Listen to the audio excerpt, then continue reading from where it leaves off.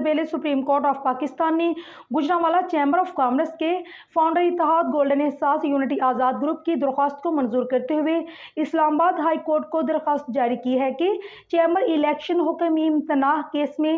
FIG group کو بھی فریق بنایا جائے اور اس کا بھی موقف سنا جائے۔ سپریم کورٹ کے فاضل جج نے فریقین کے دلائل سننے کے بعد یہ حکم بھی جاری کیا ہے کہ مقدمہ کی سماعت کے لیے 5 اکتوبر کی جو تاریخ مقرر ہے اس پر بھی نظر ثانی کرتے ہوئے اسے جلدی نپٹایا جائے۔ نامور قانون دان شاہ خاور ایڈوکیٹ نے بڑے بھرپور انداز میں FIG گروپ کا مقدمہ فاضل عدالت کے روبرو پیش کیا، جس سے اتفاق کرتے ہوئے اسلام آباد ہائی کورٹ کو ڈائریکشن جاری کی گئی ہے کہ FIG گروپ کا استدلال تھا کہ ہائی کورٹ نے حکم امتناع جاری کرتے ہوئے فیڈریشن چیمبر اور DGTO کو تو پارٹی بنایا مگر ہمیں نہ سنا۔ یہ بھی بتایا گیا ہے کہ گوجرانوالہ چیمبر کی انتظامیہ نے حقائق کو مسخ کرتے ہوئے عدالت کو گمراہ کرنے کی کوشش کی اور اسٹے لیا، جو کہ خلاف قانون اور ووٹر کو ان کی بنیادی حق سے دور کرنے کی کوشش ہے۔ درخواست کی گئی ہے کہ ہائی کورٹ مقدمہ کا فیصلہ جلد کرے، 30 ستمبر 2023 تک چیمبر الیکشن کا عمل مکمل ہو سکے، جس پر سپریم کورٹ نے آرڈر جاری کر دیا ہے کہ FIG گروپ اور اتحادیوں نے سپریم کورٹ کے فیصلے کو اپنی قانونی اور اختلافی فتح قرار دیا ہے اور کہا ہے کہ جو لوگ قانون کی غلط تشریح کرتے ہوئے الیکشن سے بھاگنے کی تیاری کر رہے تھے،